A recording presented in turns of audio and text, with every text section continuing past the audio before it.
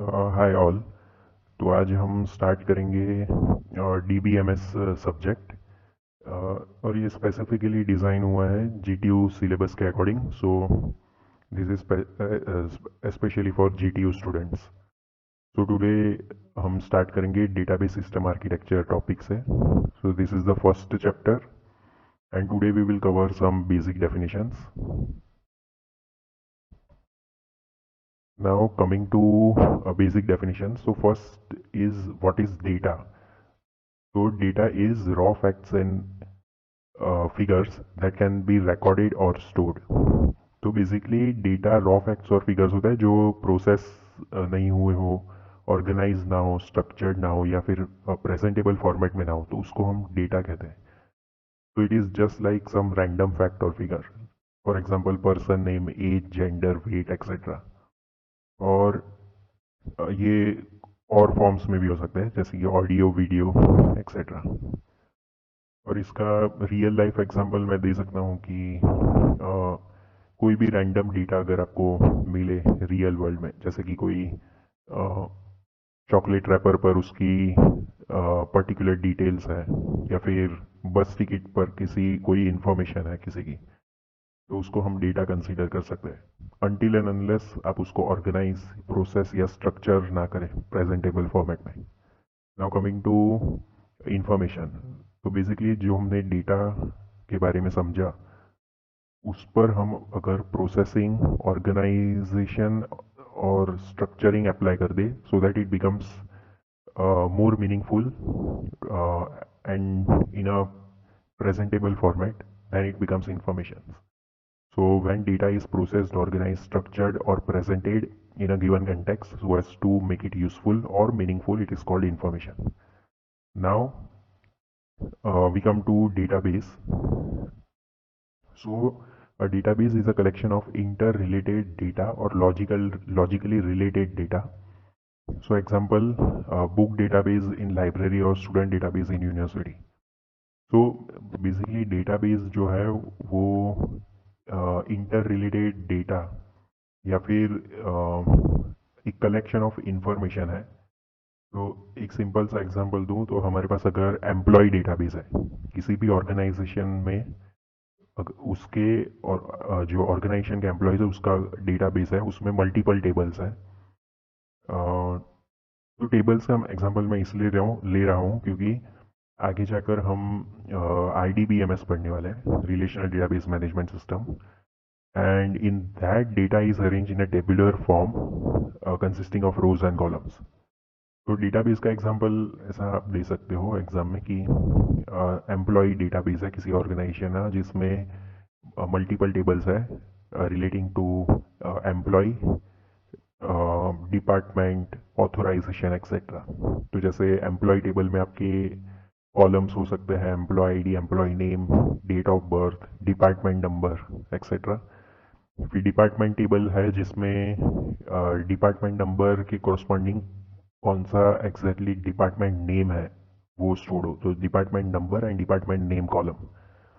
And similarly authorisation कोई table हो जिसमें अलग अलग एम्प्लॉयज़ के क्या ऑथोराइजेशन है वो स्टोर करता हूँ, वो उसके रिलेटेड इंफॉर्मेशन स्टोर करता हूँ।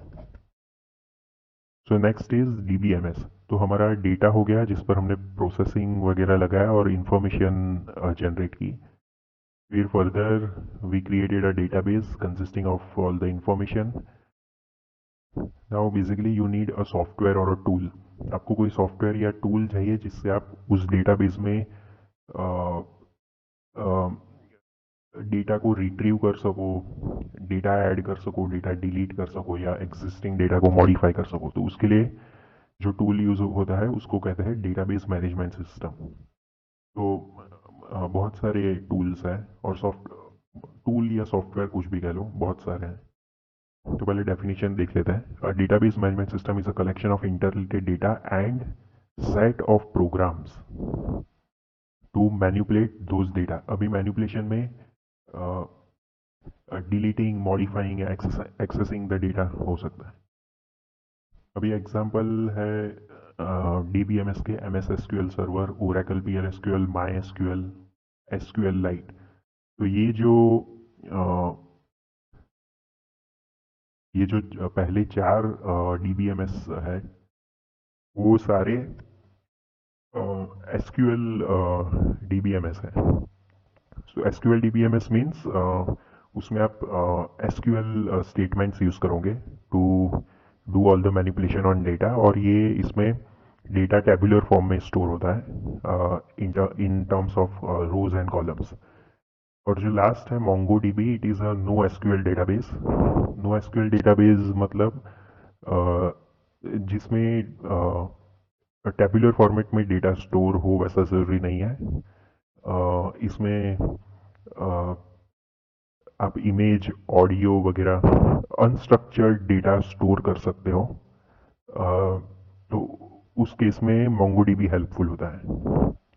Now we come to meta data. तो meta data is basically data about data. So DBMS में अगर आपने कोई भी टेबल बनाया हो तो ऑटोमेटिकली उसका मेटा डेटा जो है वो स्टोर हो जाता है। So meta data is data about data. तो data such as table name, column name, data type, authorized user and user access privileges for any table is called metadata for the table. तो DBMS में आप जब भी table create करते हो using create statement, वो क्या हो, कैसे क्रिएट किया जाता है, वो सब हम आगे देखेंगे।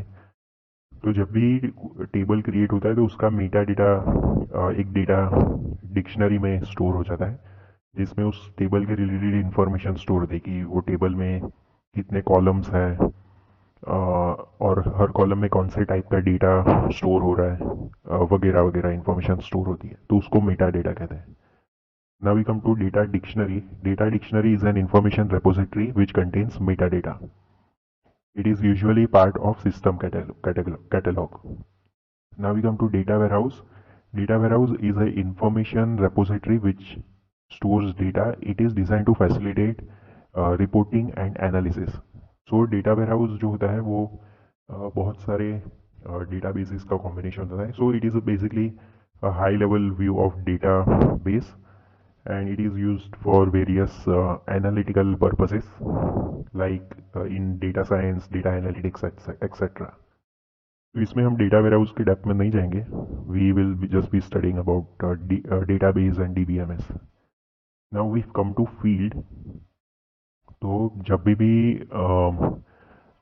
DBMS में या स्पेसिफिकली RDBMS में कोई भी RDBMS में रिलेशनल डेटाबेस मैनेजमेंट सिस्टम में कोई टेबल होता है तो वो टेबल रोज और कॉलम्स में डिवाइड होता है। तो जो भी कॉलम्स होते हैं टेबल में उसको फील्ड भी कह सकते हैं। तो फील्ड इज अ कैरेक्टर और group of characters that have a specific meaning. It is also called a data item. It is represented in the database by a value. तो जैसे कि आपको पता है कोई भी टेबल में किसी एक पर्टिकुलर रिकॉर्ड के लिए हर कॉलम की वैल्यूज, हर कॉलम में कोई एसोसिएटेड वैल्यूज होगी या फिर स्टोर्ड वैल्यूज होगी। तो that is mention here. Now यहाँ पर एग्जांपल भी दिया गया है। Customer ID, name, society and city are all fields for customer data. तो किसी कस्टमर टेबल में ये सारी कॉलम्स हो सकती है, customer ID, name, society and city. तो फील्ड या कॉलम दोनों वर्ड्स हम यूज कर सकते हैं। Now we come to record. So record as the name suggest, कोई भी एक पर्टिकुलर रो में अगर हम सारी कॉलम की वैल्यूज दे देते हैं तो वो एक हमारा एक रिकॉर्ड जनरेट करता है। तो उस particular collection of values for that row को हम रिकॉर्ड कहते हैं। So record is a collection of logically related fields. For example, collection of fields like ID, name, address and city forms a record for one customer. तो उसको हम किसी एक customer का रिकॉर्ड कहेंगे। So these are all the basic definitions. Now in further lectures we will see about the disadvantages of file system, और हम एडवांटेजेस देखेंगे डेटाबेस मैनेजमेंट सिस्टम्स के। तो स्टे ट्यून्ड।